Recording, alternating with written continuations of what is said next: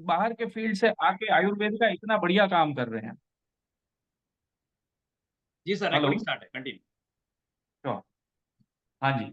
तो उस वजह से हमें भी ये बहुत ज्यादा खुशी होती है कि हम आयुर्वेद के फील्ड में रह के आयुर्वेद के फील्ड के लिए जितना नहीं कर पा रहे हैं उतना टीम एक्स जैसे जो ऑर्गेनाइजेशंस हैं वो आयुर्वेद शास्त्र के लिए कर रहे हैं। तो चिराग भाई, हम आज शुरू करें हमारी बातचीत। जी सर, मैं पीपीटी शेयर कर रहा हूँ। तो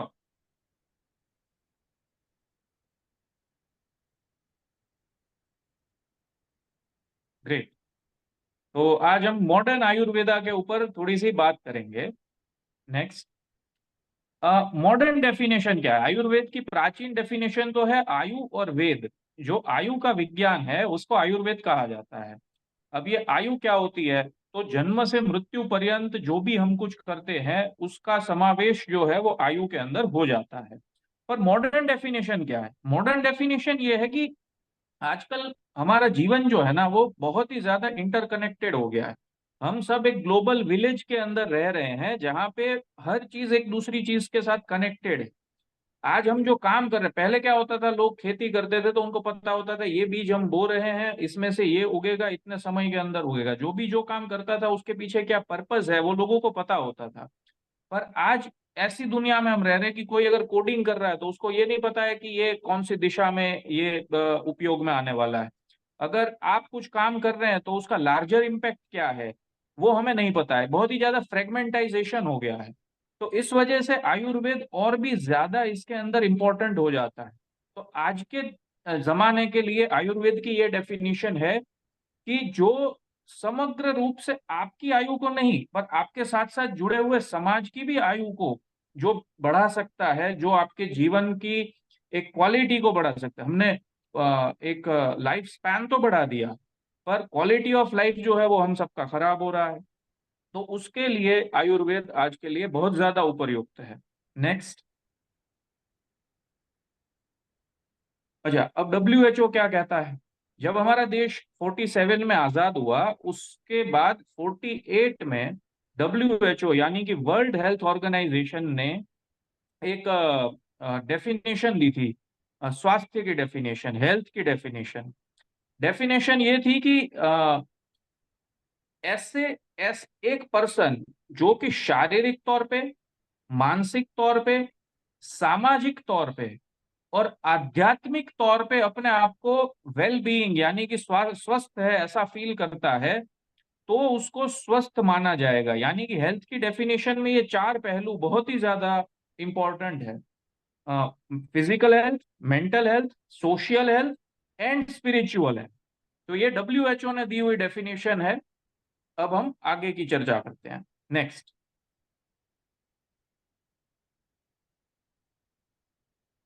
अभी आज के करंट हेल्थ प्रॉब्लम्स और लाइफस्टाइल डिसऑर्डर्स क्या है? देखिए, एक चीज हमें यहाँ पे ये समझनी पड़ेगी कि आयुर्वेद के जमाने में जब आयुर्वेद लिखा गया ना तो उस वक्त जो ऋषि मुनि थे उनकी जो दृष्टि थी वो बहुत ही ज्यादा आगे की थी। वो संकुचित मानस से नहीं सोचते थे। जैसे कि पहले के जमाने में ज्यादा लोगों की मृत्यु जो है वो इन्फेक्शियस डिसीज से होती थी।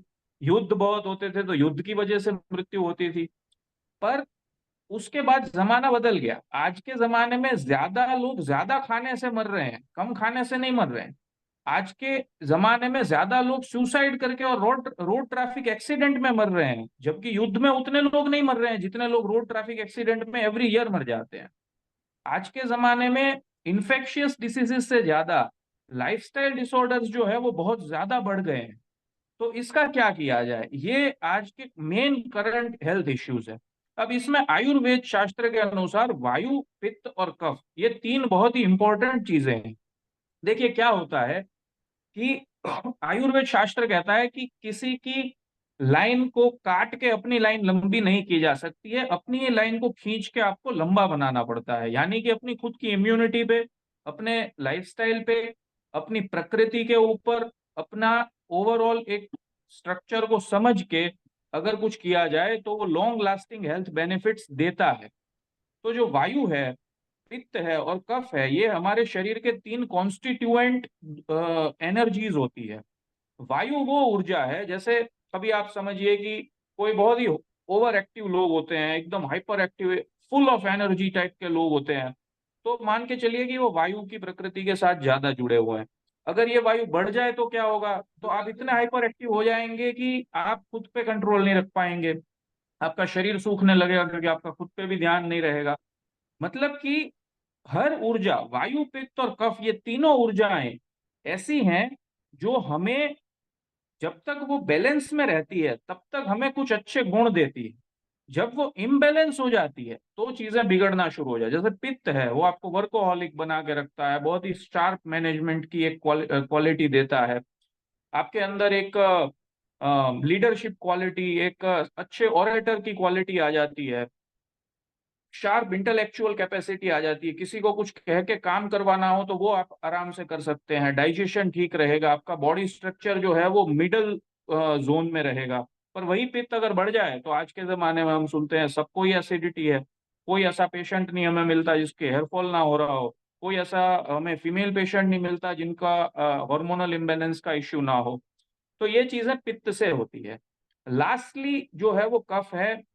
कफ को एक स्थिर प्रकृति आयुर्वेद में बताया गया कि वो सोच समझ के, कॉन्फ्लिक्ट रेजोल्यूशन टाइप के, डेमोक्रेटिक टाइप के, डिप्लोमेटिक टाइप के लोग होते हैं, हर चीज को बहुत ही फिनिशिंग टच परफेक्ट देते हैं। जैसे हम लोग कहते थे कि मिस्टर कूल है, ये हमारे जो क्रिकेट के जो धोनी जी होते थे वो, तो ऐसे लोग कि जो बहुत ही सोच समझ के ठंडे दिमाग से काम करने वाले जो लोग होते हैं, वो कफ प्रकृति के होते हैं। पर उनका धीरे धीरे जो बॉडी स्ट्रक्चर है वो भी, बिकॉज इनएक्टिविटी की वजह से अगर कफ जो है वो इम्बेलेंस हो जाए, तो हाँ, ये कॉम्बिनेशन में भी प्रकृति देखने को मिलती है। शीतल जी का यहाँ पे एक क्वेश्चन था, तो कॉम्बिनेशन भी होता है, वात कफ, वात पित्त, पित्त कफ, या इवन त्रिदोषज प्रकृति भी रेयर देखने को मिलती है पर मिल जाती है। तो इन दोषों के साथ हमारे करंट हेल्थ इश्यूज जो है वो काफी सारे जुड़े हुए हैं। जैसे हम सब सोचते हैं कि भाई डिप्रेशन आजकल बढ़ रहा है तो सीधे तौर पे उसका वायु के साथ संबंध है, डाइजेस्टिव डिसऑर्डर्स बढ़ रहे हैं तो सीधे तौर पे उसका पित्त के साथ संबंध है, डायबिटीज के पेशेंट जो है वो बढ़ते हैं तो उसका संबंध जो है, उस शरीर के अंदर एक चिकनाहट बढ़ जाती है तो वो कफ के साथ उसका संबंध है। तो हम सब अगर अपना थोड़ा सा सेल्फ एनालिसिस भी करें ना, तो आपको जो है वो इसकी काफी ज्यादा इंसाइट्स, अपने खुद के बारे में बहुत ज्यादा इंसाइट्स मिल सकती है। Yes, next.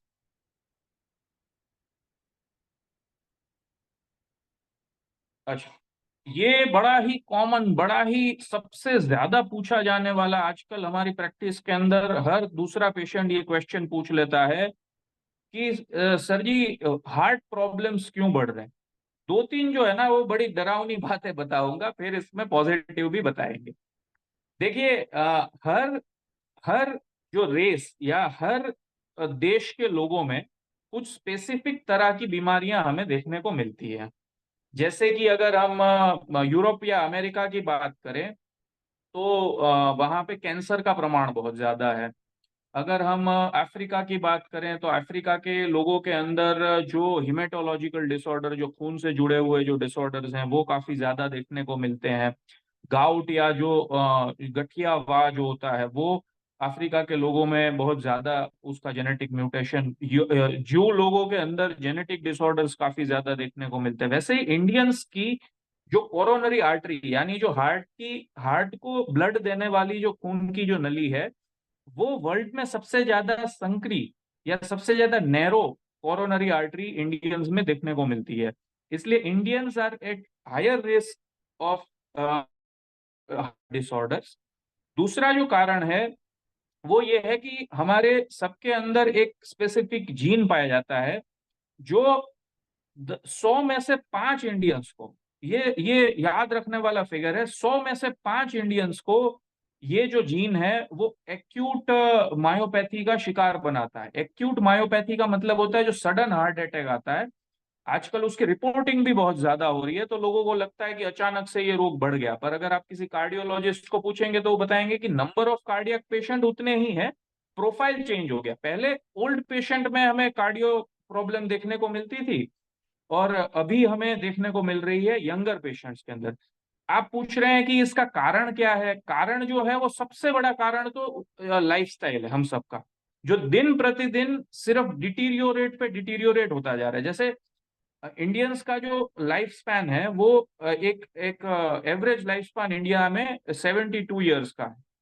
अब आप सबसे ज्यादा लाइफ स्पैन कहाँ देखने को मिलता है? तो जापान में जो ओकिनावा आइलैंड है वहां पे सबसे ज्यादा लंबा लाइफ स्पैन लोगों का होता है। एवरेज लोग 100 साल तक तो जीते ही है वहां पे। पर एक बड़ी ब्यूटीफुल स्टडी जापानीज गवर्नमेंट ने करवाई है अभी, जिसमें जो ओकिनावा के लोग अमेरिका रहने चले जाते हैं उनका लाइफ स्पैन शॉर्ट हो जाता है।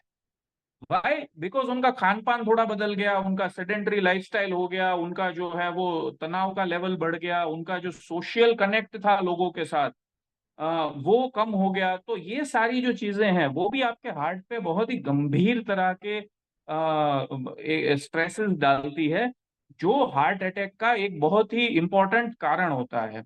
आयुर्वेद ये कहता है कि जब आप स्ट्रेस में होते हो तो आपका व्यान वायु जो है वो विकृत हो जाता है, और व्यान वायु आपके हार्ट की रिदम को मेंटेन करता है। जब रिदम बिगड़ती है तो आपकी कोरोनरी आर्टरी के अंदर ज्यादा ब्लॉकेज होने का खतरा रहता है, और in that scenario heart attack का भी खतरा ज्यादा रहता है। अब हम आगे बढ़ेंगे। नेक्स्ट।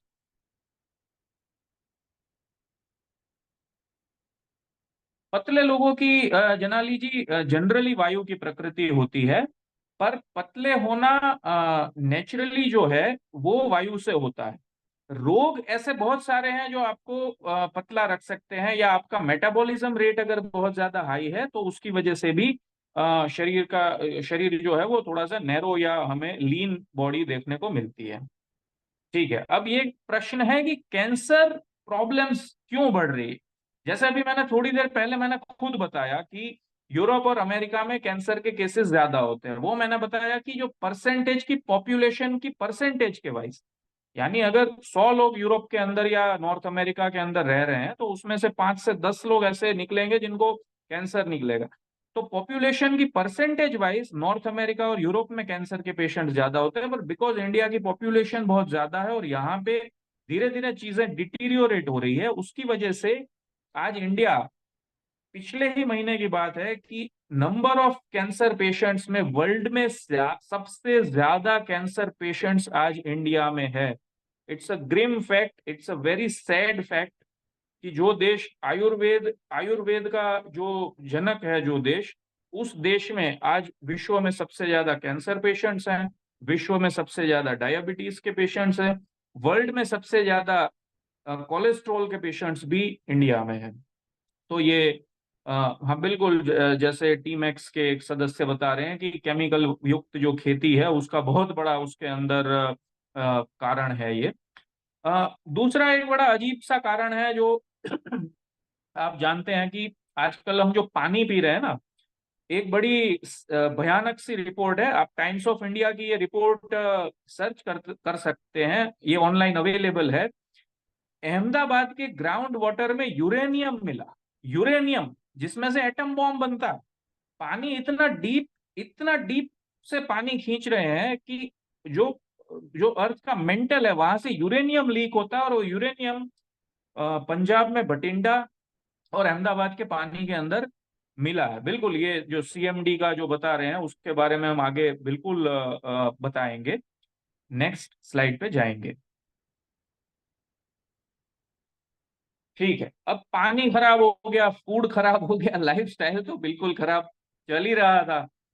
तो अब क्या किया जाए, कैसे इसमें से बाहर आना है? तो देखिए, पहले ही मैंने समाधान जो है वो इंट्रोडक्शन में भी बताया था कि समाधान एक ही है। आयुर्वेद में एक ना स्टोरी है, एक एक अध्याय है जिसमें आयुर्वेद के जो ज्ञाता जो ऋषि थे पुनर्वसु आत्रेय, वो अपने 6 शिष्यों के साथ काम्पिल्य नाम के नगर पे जाते हैं।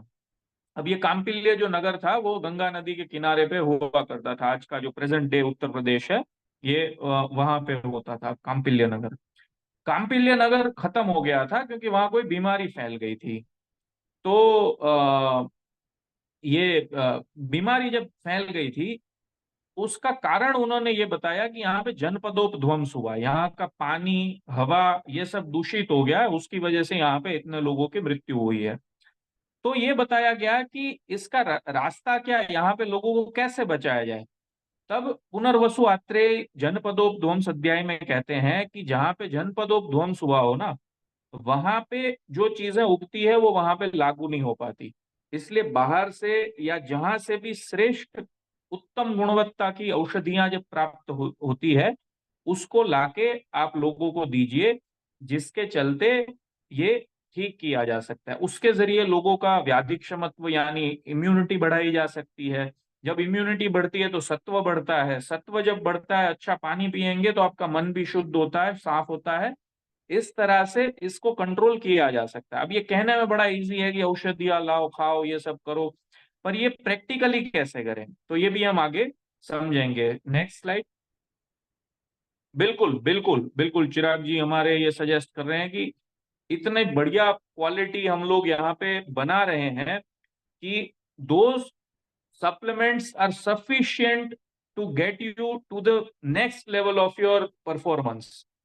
तो आयुर्वेद लाइफस्टाइल जो है ना, वो इसका अल्टीमेट सॉल्यूशन है। अब आयुर्वेदिक लाइफस्टाइल होता क्या है जी? कोई कोई मतलब क्या होता है? तांबे के लोटे में पानी पिए, या हम जो है वो एसी चलाना बंद कर दे, या क्या लाइफस्टाइल होता है? किस तरह के लाइफस्टाइल को हम लोग आयुर्वेदिक लाइफस्टाइल कहेंगे?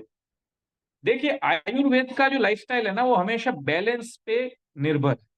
Ayurveda is all about balance. जो आपका आपके तीनों दोष हैं उसको आपको बैलेंस करना है। आप आपके तीनों दोष, आपके शरीर के तीन तीन पिलर्स, अगर उसमें से एक भी पिलर ऊपर नीचे हो जाए तो उसके ऊपर जो इमारत है वो ढह जाएगी। आप इसको समझ सकते हैं आराम से। तो ये पिलर्स को बैलेंस करना, ये आयुर्वेदिक लाइफस्टाइल का मेन उद्देश्य है। तो ये जो है वो इसके अंदर मेन हमारा उद्देश्य है। आगे हम प्रोडक्ट्स को समझेंगे तो हमें पता चल जाएगा। पर प्रोडक्ट्स को समझने से पहले प्रकृति कैसे समझी जाए वो जानना इंपॉर्टेंट है। इसका क्वेश्चन हमने पहले भी लिया कि वायु, पित्त और कफ ये क्या होते हैं, प्रकृति को कैसे एसेस किया जाए, बेसिक क्या चीजें होती है। आपको कोई मिल गया और आप उसकी प्रकृति को समझाना चाहते हैं तो किस तरह से समझेंगे? पहले हम वायु की बात करते हैं। वायु के अंदर जो गुणधर्म होते हैं आयुर्वेद के अनुसार, वो होते हैं, एक ड्राइनेस का गुणधर्म होता है। आप देखेंगे कि किसी की स्किन अगर एकदम ड्राई है, मतलब विंटर में ड्राई हो जाती है, उस तरह की ड्राई नहीं, पर जो एक जनरल ड्राई एक एक होता है। जैसे आप मेरे को देख सकते हैं, माई स्किन इज ऑयली। आप शायद कैमरे पे भी उसको जो है वो देख पाएंगे, ठीक है ना? तो ये जो है वो इससे विपरीत जब आपको देखने को मिले तो वो वायु का एक लक्षण है, ड्राइनेस उसका लक्षण है। फिर आगे जैसे मैंने एक बताया कि लीन होना, आपका बॉडी स्ट्रक्चर ही नैरो होना। कुछ लोग नहीं होते ये जो कुछ भी कितना भी खा लेते हैं उसके बाद भी उनका जो वजन है वो बढ़ता नहीं है, या एकदम वो लोग पतले रहते हैं। तो उनके केस में भी वायु जो है उसका प्रमाण ज्यादा होता है। अच्छा, ये भी समझिए कि वायु, पित्त और कफ ये हमारे शरीर में जो रहते हैं ना, उनके घर भी होते हैं। वायु का घर जो है वो बड़ी आंत और बोन्स को यानी अस्थि धातु को बताया गया है। बड़ी आंत यानी जो आपका लार्ज इंटेस्टाइन है, तो वायु के जो प्रकृति के लोग होंगे उनको कॉन्स्टिपेशन होने का खतरा जो है वो बहुत ज्यादा है। बिकॉज एक तो नेचुरल ड्राइनेस होती है उनके शरीर के अंदर, और इंटेस्टाइन के अंदर ही वायु का मेन स्थान है, तो वो इंटेस्टाइन की मोबिलिटी पे थोड़ा सा इफेक्ट कर देता है, जिसकी वजह से वायु की प्रकृति के अंदर हमें अक्सर देखने को मिलता है कि उनको कॉन्स्टिपेशन के थोड़े इश्यू होते हैं। हाइपर एक्टिविटी की वजह से थोड़ा सा स्लीप स्पैन जो है वो कम होता है। कुछ लोग ने 4-5 घंटे भी सो के दे आर फ्रेश और वो अपना काम कर सकते हैं। तो दे आर मोर ऑफ वात प्रकृति पीपल। उनका जो अग्नि होती है, अग्नि यानी जो हम खाते हैं उसका जो पाचन होता है, वो जठराग्नि से होता है, जिसको वैश्वानर भी कहा जाता है। गीता में एक बड़ा ब्यूटीफुल हमें श्लोक भी मिलता है कि अहम वैश्वानरो भूत्वा प्राणिनाम देहम आश्रिताम। तो इसका मतलब होता है कि मैं प्राणियों के अंदर या देहधारियों के अंदर वैश्वानर नाम का अग्नि हूँ, जो खाने को पचाने का काम करता है। वॉट एवर यू डू वो को बचाने का काम करती है। तो ये अग्नि यानी कोई फायर नहीं होती है अंदर, मेटाबॉलिज्म को ही आप एक तरह से अग्नि कह सकते हैं। मेटाबॉलिज्म जो है वो हमारे शरीर के अंदर जो हम खाना खाते हैं उसके छोटे छोटे कॉन्स्टिट्यूएंट चीजें बन जाती हैं, उसमें से कार्बोहाइड्रेट, प्रोटीन एंड फैट। उसका आगे जब फर्दर पाचन होता है तो उसको मेटाबॉलिज्म कहते हैं। वायु की प्रकृति वाले लोगों में विषमाग्नि देखने को मिलती है। विषमाग्नि यानी क्या? तो आपको ग्राफ जो है वो अप एंड डाउन ग्राफ देखने को मिलेगा। कभी जो है वो ये आपको ज्यादा ऐसा देखने को मिलेगा कि पाचन सही हो रहा है, बढ़िया भूख लग रही है, अचानक से वो जो है वो एकदम खराब भी हो जाएगा डाइजेशन। तो ये विषमाग्नि जो है वो वायु का लक्षण है।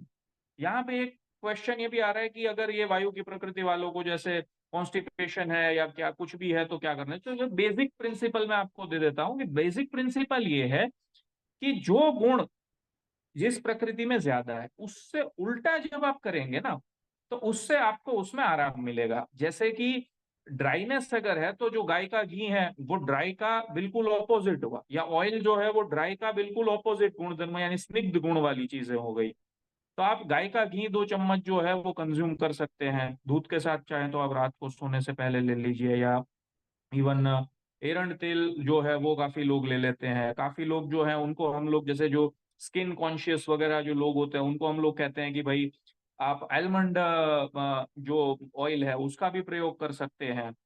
अ, यहाँ पे एक बड़ा ब्यूटीफुल क्वेश्चन है कि वायु प्रकृति की माइंड पे क्या इफेक्ट होता है। तो माइंड थोड़ा सा हाइपर एक्टिव होता है जब वायु बैलेंस में है ना, तो वो आपको एक डायनामिक इफेक्ट देगा। आप मल्टीटास्कर होगे, आप बहुत सारी चीजें एक साथ मैनेज कर पाओगे, आप बहुत ज्यादा क्रिएटिव होगे, एकदम क्रिएटिव। आपको ऊर्जा जो है वो वात प्रकृति वाले जो है, जैसे आपने सुना होगा कि जो स्पेसिफिक जो आर्टिस्ट होते हैं वो खाए पिए सोए बगैर बस वो अपना आर्ट बनाते रहते हैं, जब तक वो बन नहीं जाता तब तक वो स्टॉप नहीं होते हैं। तो ये वायु की प्रकृति का एक लक्षण है कि वो आपको हाइपर एक्टिव बनाता है, क्रिएटिव बनाता है। पर वही हाइपर एक्टिविटी या क्रिएटिविटी अगर लूप में चलने लगे तो then it turns to depression. अब अगर कुछ अगर गड़बड़ होती है तो उसको किस तरह से कंट्रोल करना है, उसके लिए तो आपको डॉक्टर को या मतलब आयुर्वेदिक वैद्य को ही मिलना चाहिए। उसी से इसके अंदर आपको समाधान जो है वो प्रॉपर मिलेगा। पर यहाँ पे हम बेसिक बातें आपको इसके बारे में बता रहे हैं। बेसिक चीजें आप अगर खुद के बारे में भी समझते हैं, अपने फैमिली फ्रेंड्स के बारे में भी समझते हैं, तो धीरे धीरे आप उनकी प्रोफाइलिंग वायु पित्त और कफ के जोन में कर पाओगे। जब आप प्रोफाइलिंग करोगे ना तो उनकी काफी सारी चीजें अपने आप भी आपको पता लग जाएगी कि इसमें हम क्या बेहतर कर सकते हैं। इसमें इवन दवाइयों की भी आवश्यकता नहीं है, जो हमारे सप्लीमेंट्स हैं वही बहुत मोर देन इनफ है। उससे आगे कुछ भी करने की जरूरत नहीं है। उससे आगे का काम एक्सपर्ट का है। तो फिर उससे आगे जब हो तो हमें ये करना चाहिए। अब पित्त की प्रकृति की बात हम करेंगे। देखो पित्त क्या होता है। तो पित्त जो है ना वो एक तरह से शरीर का गर्म दोष। आ, गर्म दोष का क्या मतलब होता है? तो जैसे वायु और कफ का स्वभाव आयुर्वेद में शीत बताया गया है, पर पित्त का स्वभाव गर्म बताया गया। पित्त एक ऐसी एनर्जी है जो हमारे शरीर में किसी भी तरह के बायोकेमिकल चेंजेस के लिए रिस्पॉन्सिबल है। जैसे सबसे ज्यादा बायोकेमिकल वर्क कौन सा ऑर्गन करता है? लीवर करता है, गॉल ब्लैडर करता है। तो लीवर जो है वो पित्त का स्थान है। जैसे वायु का स्थान कहाँ था? लार्ज इंटेस्टाइन में था। पित्त का स्थान कहाँ है? लीवर के अंदर है। कौन से धातु के अंदर इसका जो है वो अ, स्थान होता है? यहाँ पे एक मोटापे का भी क्वेश्चन मुझे कोई पूछ रहा है, पर मैं उनको बताना चाहूंगा कफ के अंदर मैं मोटापे के बारे में बताऊंगा। तो पित्त जो है वो बायोकेमिकल एक्टिविटी के साथ जुड़ा हुआ है। लीवर पित्त का स्थान है, ब्लड पित्त का स्थान है। हमारी ब्रेन में जो मेमोरी का जो फंक्शन चलता है वो साधक नाम के पित्त से चलता है। तो वो भी पित्त का एक रूप है। आलोचक नाम का पित्त हमारी आंखों की जो वर्किंग है उसके साथ कनेक्टेड है। आपको एक बड़ा ब्यूटीफुल बात बताता हूँ, आप लोग इसको नेट पे वेरीफाई कर सकते हैं। F1 रेस के जो ड्राइवर्स होते हैं वो पलक भी नहीं झपकाते, बिकॉज अगर पलक भी झपका ली तो उनकी गाड़ी जो है वो कहाँ की कहाँ पहुंच सकती है। बिकॉज उनके आंख में इतना ज्यादा डेटा प्रोसेस हो रहा है, उससे उनकी बॉडी का टेम्परेचर बढ़ जाता है। इसलिए F1 कार के अंदर मिनिमम वेट रिक्वायरमेंट्स होती है। सबसे कम वजन की चीजें, सबसे कम जो वो होता है वो F1 ड्राइवर्स यूज करते हैं। वो कंटिन्यूअस पानी सिप करते रहते हैं। बिकॉज आपकी आंख में आलोचक पित्त होता है और पित्त गर्म होता है। जब पित्त जो है वो स्टिम्युलेट होगा तो आपकी जो हीट है बॉडी के अंदर वो बढ़ जाएगी, या तो आपका हीट परसेप्शन बढ़ जाएगा। काफी सारे लोग हमें ये क्वेश्चन करते हैं कि हमें हाथों और पैरों के तलवे में गर्मी लगती है, हमें सिर के अंदर गर्मी लगती है, जब हम खाना खाते हैं तो पसीना आने लगता है। तो ये सारा जो है वो मोस्टली पित्त के साथ जुड़ा हुआ है। पित्त के साथ रोग कौन कौन से जुड़े हुए हैं, तो ये आप देखिए कि एसिडिटी है, या आपको जो जो भी बायो केमिस्ट्री से जुड़े हुए जो भी डिसऑर्डर्स होते हैं वो पित्त के साथ, जैसे एक्ने होते हैं, स्किन पे एक्ने हो जाते हैं, तो वो भी एक तरह की गर्मी है। हमें एलर्जी जैसे जैसे शीत पित्त हो जाता है, अर्टिकेरिया हो जाता है, रेड रेड रैशेज हो जाते हैं शरीर के ऊपर, वो पित्त की वजह से हो जाता है। अब इसमें एक बड़ी सिंपल टेक्निक क्या हम यूज कर सकते हैं जो जिससे आप सब लोग भी वाकिफ है, और जो एक रेवोल्यूशनरी चीज है जिसके बारे में हम लोग एक बार स्पेशल सेशन भी इसका करेंगे। ये है पादाभ्यंग। जो अ, हम पैरों के अंदर गाय का घी लगा के जो उसकी मसाज करते हैं रात को सोने से पहले, या even during day time also if you are comfortable with it. Particularly कांसे का उसके अंदर उपयोग किया जाता है, क्योंकि कांसे के खुद के भी कुछ ऐसे गुणधर्म है जो पित्त का शमन करते हैं। तो पाद अभ्यंग, पैरों का अभ्यंग करना, अभ्यंग यानी मसाज, और पादाभ्यंग यानी पैरों की मसाज। अच्छा, पैरों की ही क्यों मसाज की जाती है? आ, पैरों की मसाज इसलिए की जाती है क्योंकि हमारे ब्लड सर्कुलेशन हाथ और पैरों के अंदर से यू टर्न लेता है। जब ये यू टर्न लेता है ना, तब उसकी स्पीड थोड़ी सी कम होती है, तो उसके अंदर से काफी सारे टॉक्सिन्स जो है वो रिमूव होके स्किन के लेयर के माध्यम से बाहर आ सकते हैं। अब आप अगर आप पैरों और हाथों को स्टिम्युलेट करते हो तो पाद अभ्यंग के लिए हमारे टीम एक्स के पास ना मशीन भी है। पाद अभ्यंग का एक स्पेशल मशीन डेवलप किया गया है जो ऑटोमेटिकली भी ये काम करता है। आप 10 की मिनट के लिए अगर पादाभ्यंग लेते हैं तो उससे भी काफी ज्यादा आपको फायदा जो है वो होता है। और अगर रेगुलरली करते हो तो इससे बहुत ज्यादा फायदा होगा। अगर मशीन नहीं भी है तो आप अपने उपयोग के लिए एटलीस्ट कांसे की जो कटोरी है उसमें गाय का घी लगा के उसको कर। आयुर्वेद में एक अग्र संग्रहणीय अध्याय, अष्टांग संग्रह का 13th चैप्टर है अग्र संग्रहणीय अध्याय। अग्र संग्रहणीय अध्याय में बताया गया है कि वायु के लिए ऑयल, पित्त के लिए घी, कफ के लिए शहद यानी Honey best form of medicine में माने जाते हैं। अगर आपके पास एक ही दवाई है और आपको ट्रीटमेंट करनी है तो इन तीन के लिए ये चीजें बताई गई है। अगेन मैं रिपीट करूंगा, वायु के लिए ऑयल का प्रयोग है, पित्त के लिए घी का प्रयोग है, और कफ के लिए हमें शहद का प्रयोग मिल जाता है। अब हम बात करेंगे कफ की। कफ क्या होता है? तो कफ हमारे शरीर में जितनी भी ऐसी चीजें हैं जो पेसिव रोल प्ले करती है पर उनके बगैर वो प्रोसेस हो नहीं सकती, वो कफ है। जैसे कि मैं सांस ले रहा हूं, मान के चलिए, तो जो मैं सांस ले रहा हूं वो लंग्स में सांस इसलिए जा पा रही है क्योंकि लंग के अंदर एक चिकनाहट का लेयर है। अगर वो लेयर हट जाए ना तो लंग कोलैप्स कर जाएगा। पर क्या वो चिकनाहट की वजह से मैं रेस्पिरेशन कर पा रहा हूँ? नहीं, चिकनाहट का रोल उसमें सपोर्ट का है, पर ऐसा सपोर्ट का जिसके बगैर काम नहीं चल सकता। जैसे आप लोग वॉक करते हो, चलते हो, तो आपके घुटनों के अंदर एक लुब्रिकेटिंग फ्लूइड होता है जिसकी वजह से घुटने जो है वो प्रॉपरली मूव कर पाते हैं। तो वो फ्लूइड जो साइनोवियल फ्लूइड, या हम आयुर्वेद की भाषा में श्लेष्मक नाम का कफ कहते हैं, वो वो जो है उसको हम लोग कफ कहेंगे, अवलंबक नाम का श्लेष्मक नाम का कफ कहेंगे। अगर वो हटा दो तो जॉइंट कोलैप्स कर जाएगा, जॉइंट काम नहीं कर पाएगा। तो इस तरह की सारी चीजें, हमारे मुंह में सलाइवा है, हमारे जो ब्रेन और स्पाइन के अंदर एक सेरेब्रोस्पाइनल फ्लूइड होता है, या इवन हमारे जो पेट के अंदर भी एक आमाशय के अंदर भी एक चिकनाहट का पतला लेयर होता है, इन सबको आयुर्वेद की भाषा में कफ कहा गया। अगर कफ रेगुलर है, रूटीन है, नॉर्मल है, बैलेंस में है, तो वो चीजों को सेटल करने का या स्थिर रखने का काम करता है। जब ये कफ बढ़ने लगता है ना, तो उसकी वजह से मोटापा भी होता है। तो कफ का बैलेंस जो है वो जब हट जाता है तो ओबेसिटी सबसे बड़ा डिसऑर्डर है।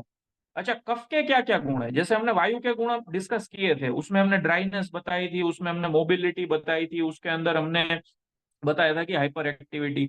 पित्त में हमने बताया कि गर्म होता है या फ्लूइड होता है या बायोकेमिकल प्रॉपर्टीज होती है। कफ की क्या प्रॉपर्टीज होती है?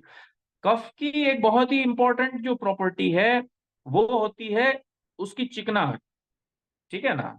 तो उससे विपरीत जब आप कुछ करोगे, जैसे कि पाउडर मसाज से आप काफी चीजों को कंट्रोल कर सकते हो।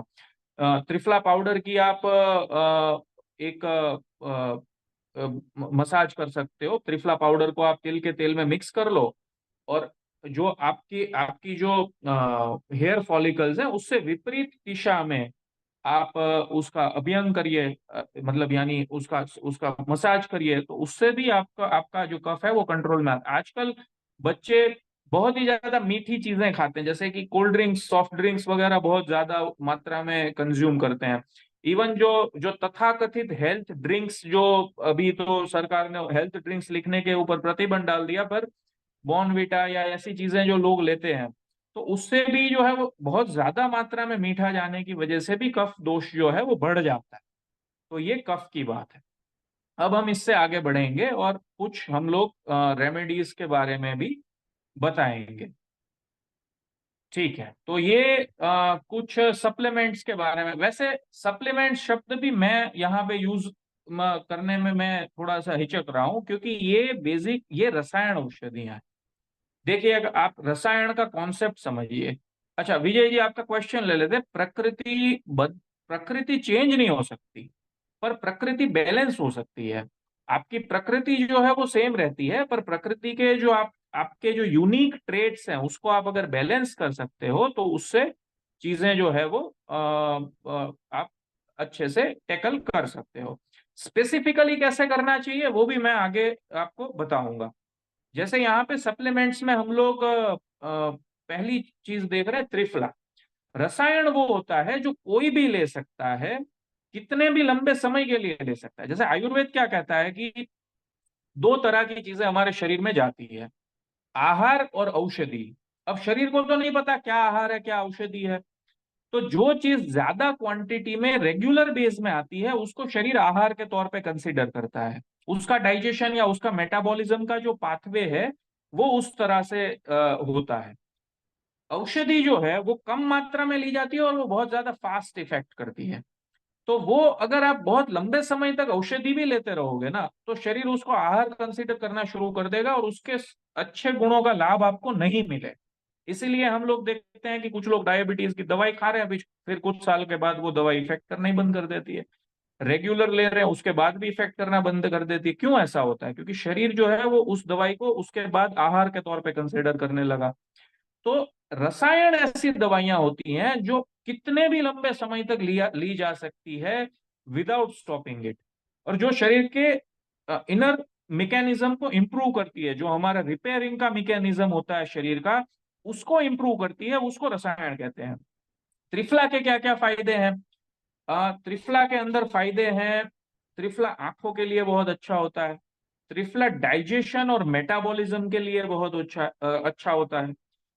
शरीर के तीनों दोषों का निवारण, वायु पित्त और कफ, तीनों का निवारण जो है वो त्रिफला से होता है, क्योंकि त्रिफला के अंदर तीन कॉन्स्टिट्यूएंट्स हैं।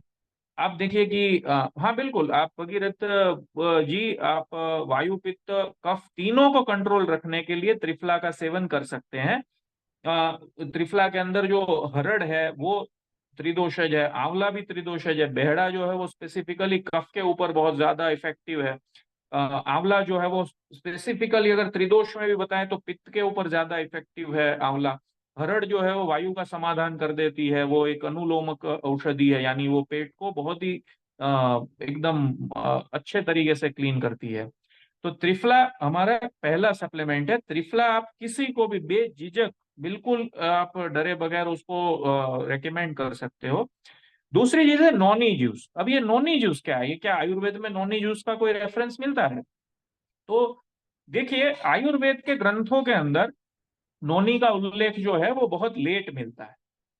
हाँ, वर्षा जी का क्वेश्चन है कि किस मात्रा में हरड़ बहेड़ा आंवला को मिक्स करना चाहिए। मैं ब्रीफ में बता दूं, सम मात्रा में मिक्स किया जाता है।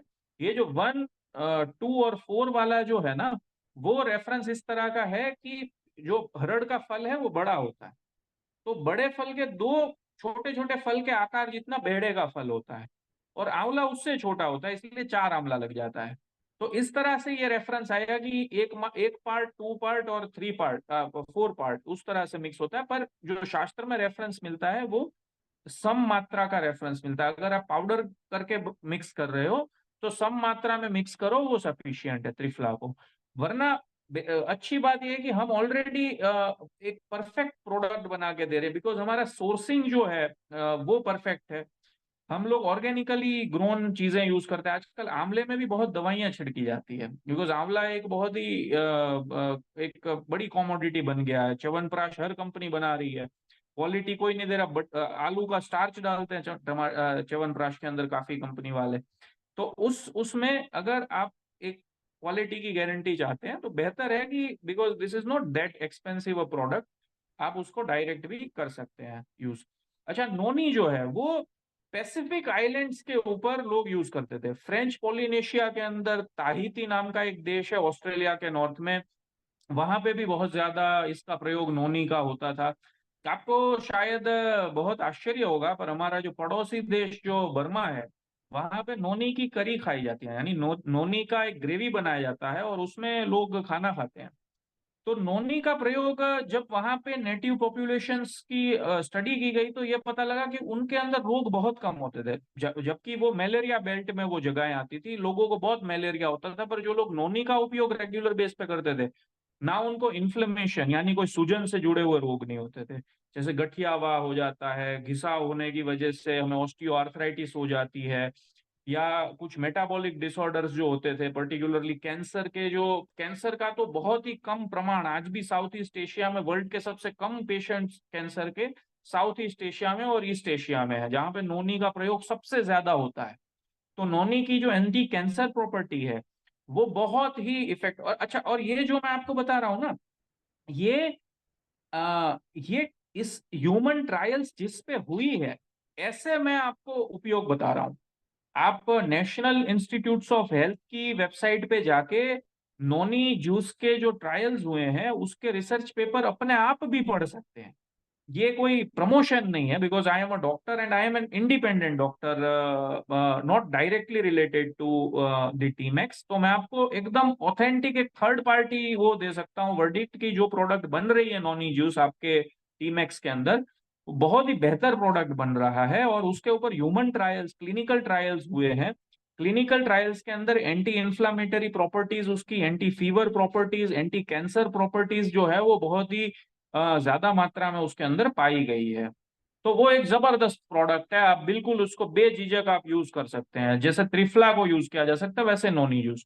अच्छा, बेरी का उपयोग जो है वो सबसे पहले अलास्का के अंदर नोट किया गया था। अलास्का के अंदर जो है वो एक देखा गया कि बहुत ठंडा प्रदेश है अलास्का। वहां पे कुछ लोग जो है वो बड़े फिट एंड फाइन होते थे, बड़े कम लोग रहते थे पर वो फिट एंड फाइन होते थे। तो उनका जब अध्ययन किया गया तो पता लगा कि वो लोग बेरीज बहुत खाते थे। एक लाइफ स्पैन के ऊपर भी एक रिसर्च हुआ है नेशनल जियोग्राफी का, और उसको ये जो ये रिसर्च हुआ था उसके अंदर ये पता चला था कि जापान के अंदर, अलास्का के अंदर, इटली के अंदर, एक सिसिली जो है वहां पे लोगों का लाइफ स्पैन बहुत ज्यादा होता है। अमेरिका में एक मॉर्मन कम्युनिटी, उनका भी लाइफ स्पैन बहुत ज्यादा होता है। जो पाकिस्तान ऑक्यूपाइड कश्मीर है वहां पे हंजा वैली है, हंजा वैली में भी लोगों का बहुत ही लंबा लाइफ स्पैन होता है। तो ये जो लंबा लाइफ स्पैन है उसमें बेरी का उपयोग बहुत कॉमन पाया गया। ये सारे एरियाज ऐसे थे जहाँ पे नेचुरल बेरीज उगती हैं और वो लोग नेचुरल बेरी का सेवन करते हैं। अब हमारा जो एरिया है, जो हमारा ट्रॉपिक वाला एरिया, गुजरात का जो एरिया है या राजस्थान का या जो एडजॉइनिंग इंडिया का मोस्ट ऑफ पार्ट, वहां पे नेचुरली बेरीज जो है वो इतनी ज्यादा मात्रा में नहीं उगती। आंवला भी एक बेरी है फॉर दैट मैटर, पर जो बेरी के तौर पे ब्लूबेरीज या हम लोग जो गूसबेरीज या रास्पबेरीज या जो दूसरी बेरीज कहेंगे, वो यहाँ पे वो नहीं है। तो हमने बेरी जूस पे रिसर्च किया है, और पर्टिकुलरली फीमेल प्रॉब्लम्स में हमने देखा बेरी का उपयोग बहुत बेहतरीन, बहुत बेहतरीन। आप हार्मोनल असंतुलन के लिए आज हम देखते हैं कि फीमेल्स में एनीमिया का बहुत इश्यू है, माल न्यूट्रिशन का, यानी ऐसा कि शरीर का वजन तो बढ़ रहा है पर अगर स्ट्रेंथ की बात करें तो स्ट्रेंथ नहीं होती है। यहाँ पे मेरे पास ये ग्रिप स्ट्रेंथ की मशीन है। अब ये ग्रिप स्ट्रेंथ जब हम लोग नापते हैं तो इसमें हम लोग देखते हैं कि जो फीमेल्स की जो ग्रिप स्ट्रेंथ है वो इतनी कम आती है कि आप सोच नहीं सकते हैं। छोटे बच्चे जैसी समटाइम्स हमें देखने को मिल जाती। तो बेरी जूस से वो स्ट्रेंथ जो है उसको आप इंप्रूव कर सकते हो। नोनी को आप एक रसायन के तौर पे सब में यूज कर सकते हो। त्रिफला को आप वेट लॉस के लिए भी यूज कर सकते हो, कॉन्स्टिपेशन के लिए भी यूज कर सकते हो, अच्छी आंखों के लिए, बच्चों में चश्मे के नंबर सब में यूज कर सकते हो। अब चौथा हमारा सप्लीमेंट है तुलसी। तुलसी का प्रयोग तो आप सबको बताने की जरूरत ही नहीं है, क्योंकि तुलसी कोई प्लांट नहीं है, तुलसी हमारी माँ है। तुलसी जो है वो एक एक ऐसा पौधा है जो सबके घरों में हम लोग जिसकी पूजा करते हैं। अब इतना ज्यादा तुलसी का महत्व क्यों है? जिस घर में तुलसी होती है वहां विष्णु का वास होता है, ये बताया गया है शास्त्रों के अंदर। तो क्यों ऐसा बताया गया है? क्योंकि तुलसी एक बहुत ही फास्ट एक्टिंग ड्रग, बहुत ही फास्ट एक्टिंग। किसी को सर्दी जुकाम की प्रॉब्लम है तो आप बिल्कुल आप बिंदास उसको तुलसी का ड्रॉप दे सकते हैं, या तुलसी के पत्ते जो है उसको आप थोड़ी सी काली मिर्च के साथ आप अगर उसका काढ़ा बना के भी पिला दें, तुरंत उसके अंदर आपको फायदा देखने को मिलेगा। तुलसी जो है वो स्त्रोतोशोधन का काम करती है, यानी जो चैनल्स में जो ब्लॉक होते हैं ना उसको ओपन करने का काम तुलसी करती है। आप देखें कि जैसे हमारे शरीर में जो प्लेक्स जमा हो जाते हैं ना वो बिल्कुल थर्मोकॉल की तरह होते हैं। थर्मोकॉल साइज में बड़ा होता है और उसका वजन कुछ भी नहीं होता, पर वो अगर कहीं पे फंस जाए तो वो बिल्कुल पानी के बहाव को भी रोक देगा, वो बिल्कुल हिलेगा नहीं उस जगह से। तो ऐसी चीजों को पिघालना पड़ता है। तुलसी के अंदर ऐसा गुणधर्म है जो थर्मोकॉल को भी पिघाल देता है। आप उसका डेमो भी देख सकते हैं, कभी आप कोई टीमैक्स मेंबर को मिलेंगे तो वो तुलसी ड्रॉप का सीधा आपको थर्मोकॉल के ऊपर डेमो भी दिखा के शो कर सकता है कि how potent it is. As a herb भी बहुत ज्यादा पोटेंट है और उसके रिजल्ट्स तो टू गुड है। आप बिल्कुल उसका प्रयोग करिए, बेझिझक करिए। अभी जो सीजन चल रहा है बारिश वाला, अभी नेक्स्ट सीजन जो आएगा विंटर का, उसमें तो तुलसी जो है वो बिल्कुल एक अक्सर औषधि के तौर पे काम करती है। तो बेझिझक आप तुलसी का प्रयोग उसमें करिए। आप चाहें तो उसको गर्म पानी के साथ भी दे सकते हैं, बच्चों को तुलसी के पत्ते डाल के आप दूध भी पिला सकते हैं, तो उस तरह से भी बहुत। और भगवान को जो भोग चढ़ाया जाता है उसमें तो बिल्कुल तुलसी का के बगैर भोग चढ़ ही नहीं सकता है। तो नैनो करक्यूमिन जो है वो अगला है। नैनो करक्यूमिन जो है वो क्या होता है? पहले तो नैनो क्या होता है? तो जो सबसे छोटे साइज का पार्टिकल होता है ना उसको नैनो पार्टिकल कहा जाता है। वो शरीर में कहीं पे भी एंटर कर सकता है। अब वो इतना ज्यादा स्मॉल पार्टिकल होता है कि वो आपके डीएनए के अंदर जो डैमेज हो रहा है उसको भी वो ठीक करता है। आ, आपके साथ आपके डीएनए की भी एजिंग होती है। जो बच्चा है उसमें डीएनए एक्सप्रेशन परफेक्ट होता है, इसलिए कोई भी बच्चे का जो ग्रोथ है वो एकदम परफेक्ट कर्व पे चलता है। जैसे जैसे एज बढ़ेगी ना वो डीएनए डैमेज होता जाता है, उस वजह से हमारा रिपेयरिंग मैकेनिज्म कमजोर पड़ता जाता है। जो भी चीज इस डीएनए रिपेयर को थोड़ा सा ठीक करेगी वो आपको लॉन्ग टर्म इम्यूनिटी दे सकती है, बहुत ही बढ़िया उसमें फायदा दे सकती है। ऐसी एक चीज नैनो करक्यूमिन है। करक्यूमिन एक ऐसा औषध है जो बेसिकली पाया तो हल्दी में जाता है, पर हल्दी जब आप लेते हो तो बिकॉज हल्दी के जो गुणधर्म है वो ये हल्दी का जो करक्यूमिन है वो पूरा आपके शरीर को लगेगा नहीं। हल्दी की खेती सबसे ज्यादा इंडिया में होती है, पर हल्दी की जो क्वालिटी है उसमें आपको सिलेक्शन करना पड़ता है। अगर आप मेडिसिन के लिए, जैसे जैसे मैं आपको एक कॉमन बात बता दूं आप खुद ही समझ जाओगे, सब समझदार हो। आप मेरे को एक बात बताइए, हल्दी खाने से एलर्जी ठीक होती है, सब जानते हैं, हम लोग सब लोग जानते हैं। पर आप मेरे को ये बताइए, हम तो रोज खाने में हल्दी खा रहे हैं, जन्म से खा रहे हैं, तो हमें तो इंडिया में तो किसी को एलर्जी की प्रॉब्लम होनी ही नहीं चाहिए। अगर हल्दी एलर्जी ठीक करती है तो इंडिया में किसी को भी एलर्जी की प्रॉब्लम होनी ही नहीं चाहिए। 2 टाइम खाने में हल्दी आती है, तो क्यों क्यों सब एलर्जी से ग्रसित है? इस तरह के हमें सर्दी जुकाम खांसी स्किन एलर्जी सारे प्रॉब्लम देखने को मिलते हैं, क्योंकि मेडिसिनल क्वालिटी की हल्दी और मेडिसिनल क्वालिटी की हल्दी का डोजेज अलग होता है, वो शरीर में जब एब्जॉर्ब होगा तो वो चमत्कार की तरह काम करता है, इतना ज्यादा चमत्कार की तरह काम करता है कि अमेरिका ने भी उसको पेटेंट करवाने की कोशिश की थी, जिसके खिलाफ फिर इंडियन गवर्नमेंट ने एक मुहिम छेड़ी। उसके बाद तो नीम के ऊपर से भी पेटेंट हटाया गया, हल्दी के ऊपर से भी पेटेंट हटाया गया। तो कुर्क्यूमिन जो है वो हम सबका हेरिटेज है। इसके लिए हमारी गवर्नमेंट ने केस लड़ा है यूएसए की कोर्ट के अंदर। तो आप नैनो कर्क्यूमिन का उपयोग सर्दी जुकाम खांसी एलर्जी में बेझिझक करिए। कहीं पे भी सूजन दिख जाए हल्दी का उपयोग कर दीजिए, तुरंत दे दीजिए। सूजन उससे ठीक होती है, एलर्जी उससे ठीक होती है। आगे का जो प्रोडक्ट है वो है स्पाइरुलिना। सबसे ज्यादा अगर न्यूट्रिशन किसी चीज में होता है वजन के हिसाब से, तो वो स्पाइरुलिना में होता है, सबसे ज्यादा न्यूट्रिशन, सबसे ज्यादा। और स्पाइरुलिना एक ऐसी प्रोडक्ट है जो डेफिशिएंसीज को दूर करने में बेस्ट रिजल्ट देती है। आजकल क्या हो रहा है, सबको विटामिन बी 12 की डेफिशिएंसी है, सबको विटामिन D3 की डेफिशिएंसी है। आपके बाल झड़ रहे हैं, आपकी स्किन खराब हो रही है, अगर आप डर्मेट के पास चले गए तो पहली चीज वो प्रिस्क्राइब करेंगे, वो विटामिन ई की गोली कर देंगे कि विटामिन ई भी सब में कमी हो रखा है। तो हमारे अंदर अगर कोई विटामिन है ही नहीं तो हम खाना क्या खा रहे हैं, मतलब क्या। पहले तो हम कहते थे जी दूध के एक संपूर्ण आहार है दूध, हम आपने वो कर दिया शुरू, तो सारी आपकी न्यूट्रिशनल डेफिशिएंसी ऐसे ही सॉल्व हो जाए। तो इसका मतलब तो ये हुआ कि ना दूध में पोषण आ रहा है, ना खाने में पोषण आ रहा है, ना किसी चीज में आ रहा है, बस गोली खाओ तो बस आपका भला हो सकता है, बाकी नहीं हो सकता है। तो इसमें हाँ बिल्कुल, शीतल जी बता रही है कि दूध भी मिलावटी आ रहा है, तो ये अनफॉर्चुनेटली ये सच भी है। आ, दूध जो है वो भी आजकल जो है वो भी केमिकल डाल के नहीं तो गायों को इंजेक्ट करके या भैंसों को इंजेक्ट करके प्रोलैक्टिन हार्मोन इंजेक्ट करके उनसे दूध निकाला जाता है, तो उसकी न्यूट्रिशनल वैल्यू बहुत कम हो जाती है। तो ये आप है। बंशीधर जी को थोड़ा स्किन प्रॉब्लम के बारे में जानना है, पर मैं आपको कहूंगा कि रोगों के बारे में डिस्कस करने के लिए ना हम लोग एक बार एक और प्रॉपर उसका सेशन करेंगे। बेसिक आप अर्टिकेरिया का समझ लीजिए कि अर्टिकेरिया पित्त का रोग है। तो पित्त के रोग में पित्त को बैलेंस करने से अर्टिकेरिया दूर होता है, उसमें आप डेफिनेटली नैनो कर्क्यूमिन का और त्रिफला का उपयोग बिंदास कर सकते हो। और हायर क्वांटिटी में थ्राइस अ डे की मात्रा में कर्क्यूमिन का उपयोग या त्रिफला का जो है वो ट्वाइस अ डे की मात्रा में भी कर सकते हो।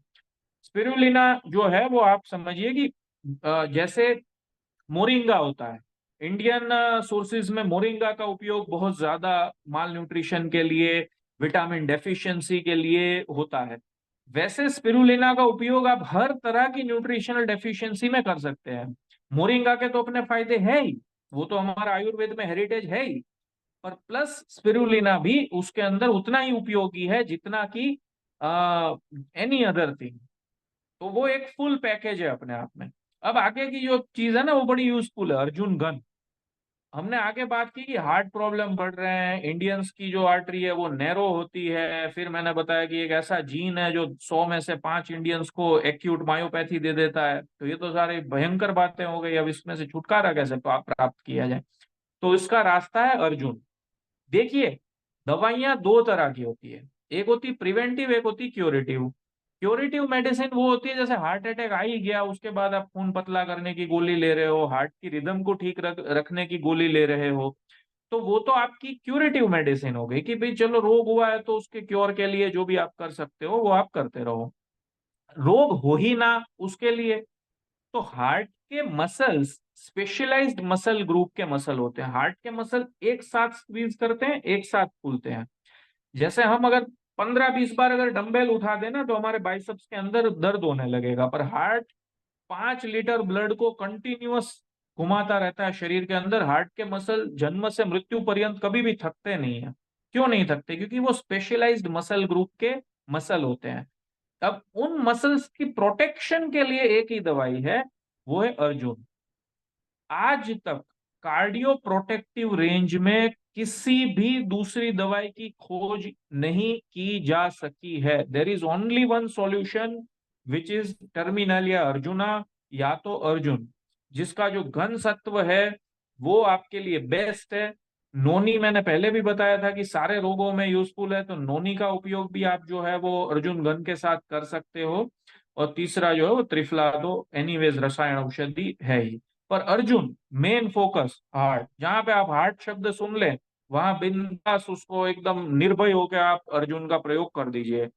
अर्जुन जो है वो समटाइम्स गर्म दूध के साथ उबाल के भी लिया जाता है, समटाइम्स उसको पानी के साथ या ठंडे पानी के साथ भी लिया जाता है, ना सॉरी गर्म पानी के साथ भी लिया जाता है। गर्म पानी के साथ लेने का एक ही तात्पर्य है कि वो अ, वायु को कम करे। जैसे मैंने पहले आपको बताया ना कि व्यान नाम के वायु से हार्ट की प्रॉब्लम होती है।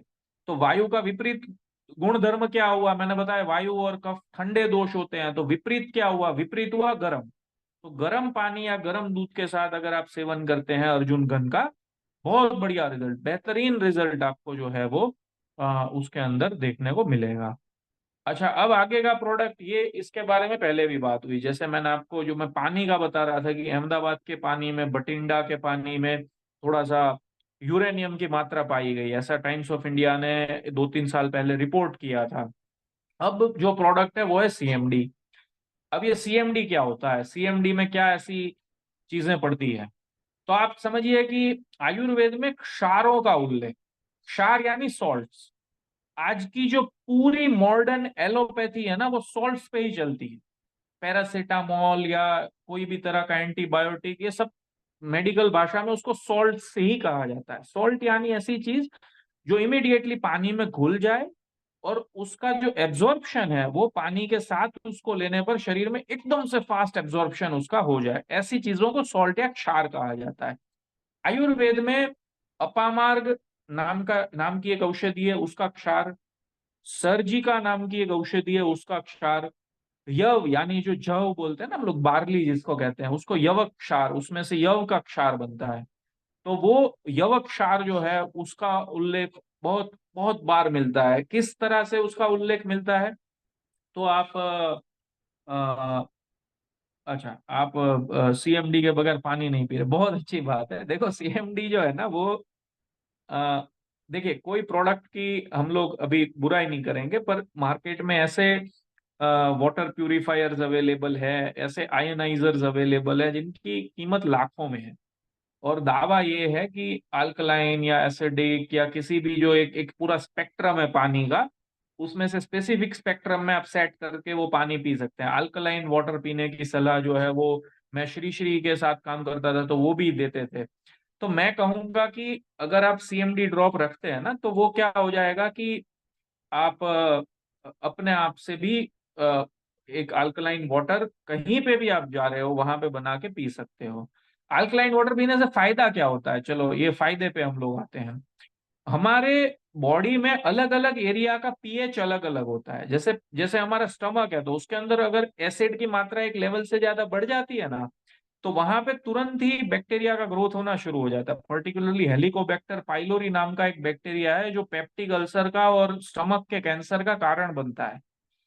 तो ये चीज जो है, मैं आपको ये कहूं कि मेरे पास कैंसर प्रिवेंटिव ड्रग है, तो लोग सोचेंगे कि डॉक्टर साहब क्या बात कर रहे हो, कितनों की जान तो ऐसे ही बच सकती है, तो आप ये फॉर्मूला मार्केट में रिलीज कर दीजिए।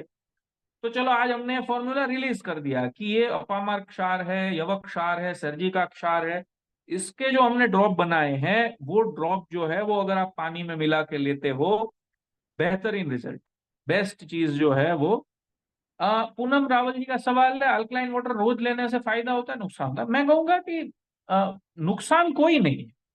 पानी जो है वो एक ऐसी चीज है जिसकी हमें, हमारे शरीर में 70% तो पानी ही होता है। और हमारे शरीर में ज्यादातर बायोलॉजिकल एक्टिविटी, बायोकेमिकल एक्टिविटीज, क्योंकि मैंने जैसे पहले भी बताया कि पित्त की वजह से होती है, तो एसिड प्रोडक्शन बहुत ज्यादा होता है। जो आप जैसे काम करके थकते हैं ना, तो आपके मसल्स में लैक्टिक एसिड बना है, उस वजह से आप थक रहे हो। साइक्लिस्ट होते हैं, माउंटेनियर्स होते हैं, वो लैक्टिक एसिड कम बने ऐसी ट्रेनिंग लेते हैं। जैसे आप खाना उस तरह का तीखा तला स्पाइसी खाते हो तो आपका एसिड प्रोडक्शन बढ़ जाता है। तो इस एसिड को बैलेंस कैसे करोगे, तो वो आप अल्कलाइजर से कर सकते हो। इसलिए आपको अल्कलाइन वाटर रेगुलर आप ले सकते हो, उसमें कोई भी प्रॉब्लम नहीं। कैंगन वाटर ले सकते हैं कि नहीं ले सकते, ऐसा एक क्वेश्चन है। कैंगन वाटर जो है वो लेने की जरूरत नहीं है।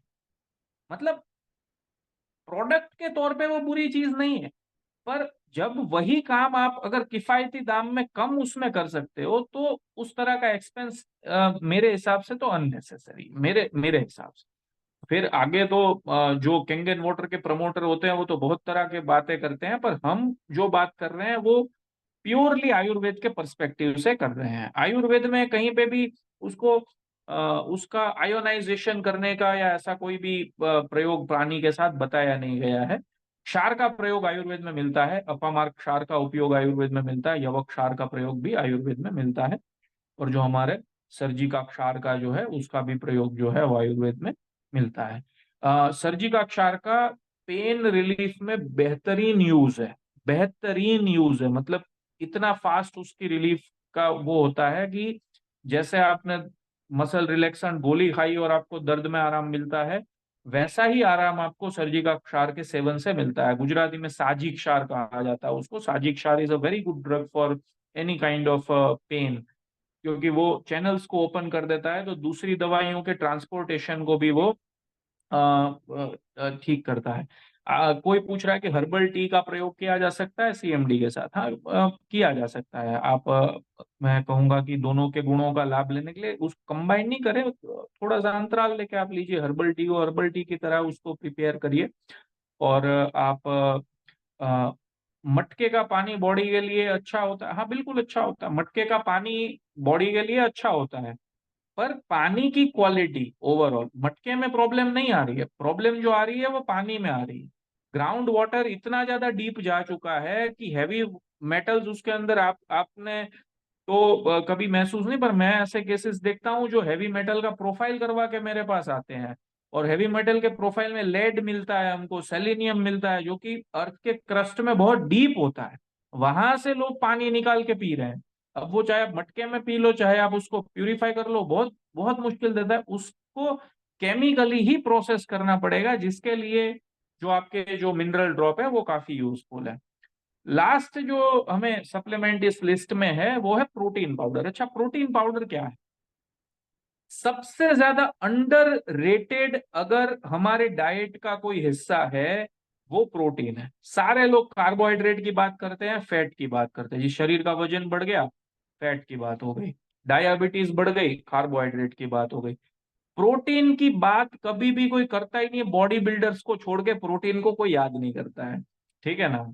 सब लोग सोचते हैं कि बाय डिफॉल्ट प्रोटीन मिल जाता होगा, जो कि नहीं मिलता, जो कि बहुत बड़ा मिथ है। प्रोटीन जो है वो हमारे डाइट के अंदर हमें सिर्फ और सिर्फ वेजिटेरियन डाइट में दूध, दूध में से बनी हुई चीजें, ड्राई फ्रूट, दाल और लेग्यूम्स या कठोल जिसको कहा जाता है, इन्हीं चीजों में से प्रोटीन मिल सकता है। अच्छा, कितना प्रोटीन रेगुलर जाना चाहिए? आपको जान के बहुत आश्चर्य होगा, जितना आपका बॉडी वेट पाउंड में है, मतलब 1 पाउंड 450 ग्राम के बराबर होता है, चलो 500 ग्राम ही मान लो, तो जितना आपका किलो में वजन है उसका दुगना कर लीजिए, ठीक है ना। उतने ग्राम प्रोटीन एवरी डे आपकी बॉडी में जाना चाहिए। आप सोच के देखिए, आप कुछ भी कर लें उतना नहीं जाता है, कुछ भी कर लें। पहले के जमाने में क्या होता था कि लोग होल ग्रेन्स खाते थे, मीट का कंजम्पशन लोगों का होता था या एग का होता था, दूध भी जो पीने वाले लोग होते थे वो शेर शेर दूध पी जाते थे एक बार में ही। या मक्खन खाते थे लोग एकदम दबा के, पनीर चीज का जो यूरोप वगैरह में चीज का प्रयोग होता था, यहाँ पे जो है वो पनीर का प्रयोग। लोगों की डाइजेस्टिव पावर या लोगों की एपेटाइट इतनी बढ़िया होती थी कि उतनी मात्रा में प्रोटीन उनके शरीर में चला जाता। आज दुख इस बात का है कि लोग जो है वो पूरी तरह से डिपेंडेंट हो गए हैं इसके लिए सप्लीमेंट्स पे। Why? Because nobody cares when you are in a good shape, when you are in a good health। जब आपकी हेल्थ डिटीरियोरेट हो जाएगी ना, उसके बाद आपको सारा कुछ याद आएगा कि ये अब प्रोटीन भी ले लेते हैं, अब कार्बोहाइड्रेट कम कर देते हैं, अब फैट को तो टच ही नहीं करना है, तब प्रोटीन लोगों को याद आता है। इसलिए प्रोटीन से देखिए, एक क्वेश्चन आया है कि प्रोटीन से प्रॉब्लम। देखिए, प्रोटीन जो है ना वो जिनको गाउट की प्रॉब्लम हो, वो प्रोटीन मेटाबॉलिज्म की प्रॉब्लम है, जिसको आयुर्वेद में वात रक्त कहा जाता है, उनको प्रोटीन बंद करवाया जाता है।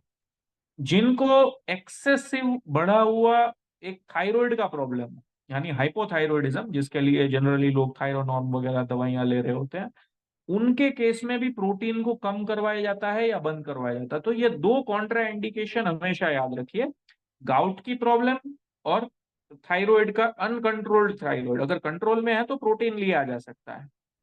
तो तब प्रोटीन नहीं लेना चाहिए। प्रोटीन कब लेना चाहिए? तो बाकी की सारी परिस्थिति में प्रोटीन लेना चाहिए। प्रोटीन ही तो आपके बॉडी को रिपेयर करेगा।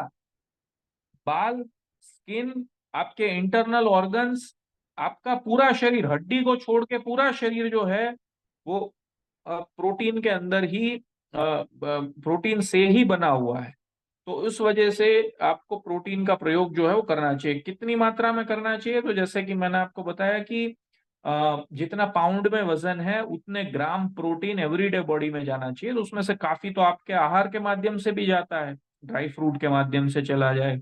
इस वजन जो घटा रहे हैं उनको तो खास प्रोटीन लेना चाहिए। क्यों लेना चाहिए उसका मैं कारण बता दूं आपको। प्रोटीन सिर्फ प्रोटीन में ही कन्वर्ट हो सकता है। हेलो, कंटिन्यू सर, आवाज आ कंटिन्यू। रही है आप लोगों कंटिन्यू सर, को? कंटिन्यू। डिस्कनेक्ट तो नहीं हुआ है? नहीं सर, कंटिन्यू करिए, कंटिन्यू।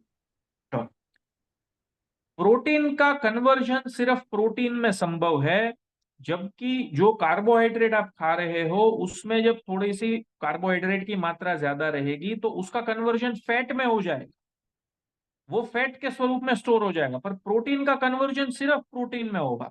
तो प्रोटीन आपको नुकसान नहीं करता। इसलिए जब आप वजन कम करना चाहो तो खास करके सबको याद रख के प्रोटीन का उपयोग करना है। तो ये आपका जो वात रक्त का प्रॉब्लम क्या होता है, तो मैं बताऊं, जो स्मॉल जॉइंट्स होते हैं ना, जैसे एक तो बड़े जॉइंट्स होते हैं, जैसे एल्बो है, नी है, ये बड़े जॉइंट्स हैं। दूसरे स्मॉल जॉइंट होते हैं, जैसे ये छोटे छोटे जॉइंट है, उंगलियों के जॉइंट है, अंगूठा है, पैर का अंगूठा है। इसमें जो दर्द देने वाला जो रोग होता है उसको गाउट कहा जाता है, या आयुर्वेद की भाषा में वात रक्त कहा जाता है। जब वायु जो है वो रक्त धातु के अंदर मिल जाती है तो उसकी वजह से ये होता है।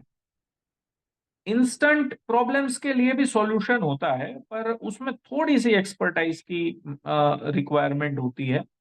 इसलिए इंस्टेंट उपयोग के लिए, जैसे आयुर्वेद में भी कुछ औषधियां होती है जो स्पेसिफिकली एक एक पुट्टली कल्प होता है, जो हेमगर्भ पुट्टली एटसेट्रा, तो वो इमरजेंसीज में यूज होता है, इवन हार्ट रिलेटेड इमरजेंसी में भी होता है।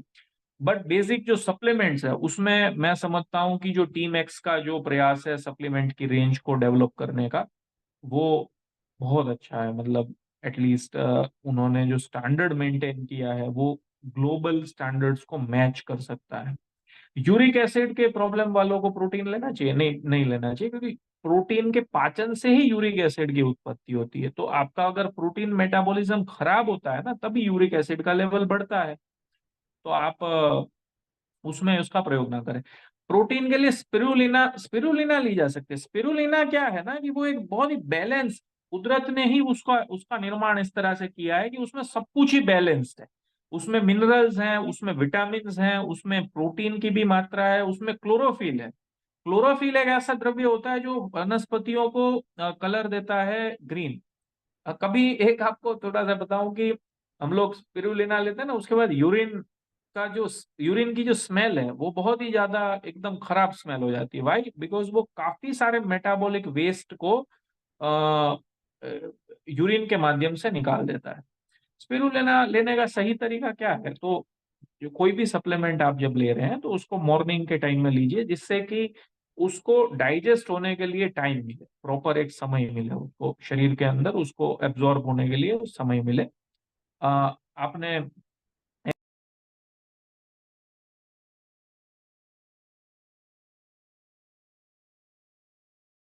क्वेश्चन है इसमें, मैं कहूंगा एंकाइलोसिंग स्पॉन्डिलाइटिस एक ऑटो इम्यून डिसीज होती है। ऑटो इम्यूनिटी एक अगेन बहुत बड़ा प्रॉब्लम आजकल देखने को मिल रहा है। ऑटो इम्यूनिटी क्या होती है? जिसमें आपकी खुद की इम्यूनिटी आपके शरीर की दुश्मन बन जाए।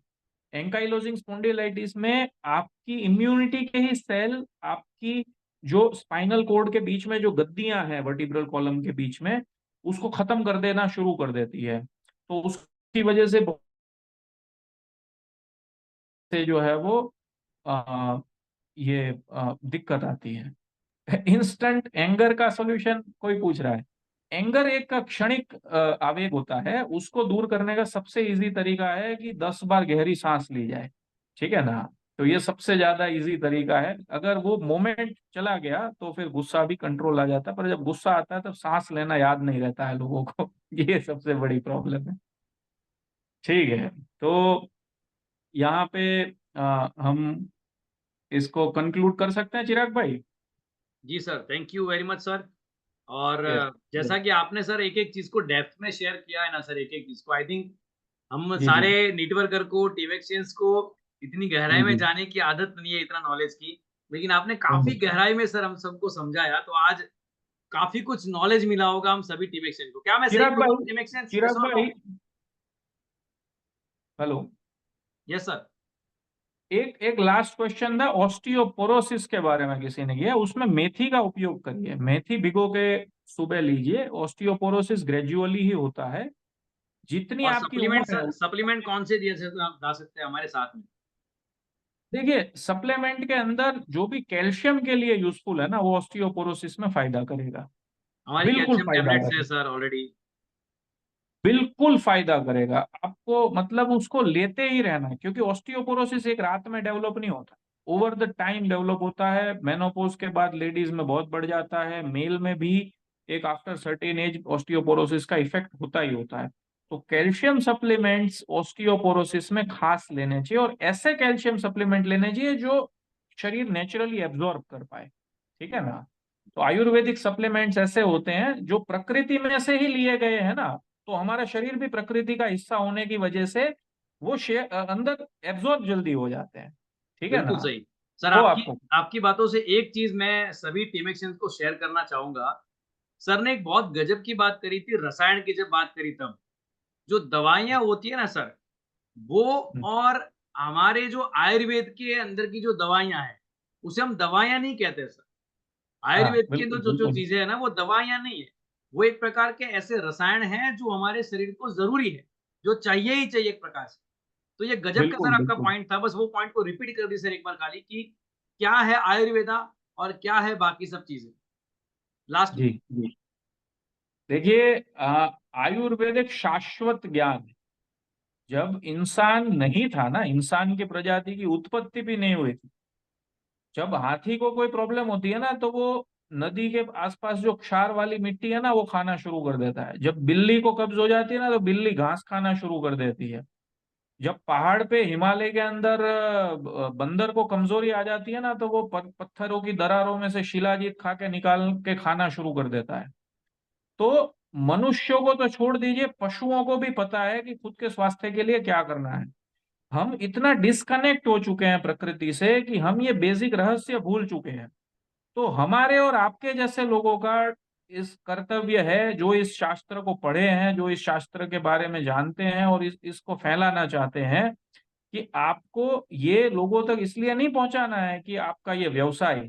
इसलिए पहुंचाना है क्योंकि यही करने से आप विश्व गुरु बन सकते हो, यही करने से आप जिंदगी में कुछ भी और अचीव कर सकते हो। That's great sir. आयुर्वेद, बिल्कुल। दैट्स अगर ग्रेट सर। आयु ही नहीं है तो फिर आपकी दूसरी कोई भी बात हो, वो आप कैसे अचीव करोगे? हाउ शरीरस्य खलु धर्म साधनम।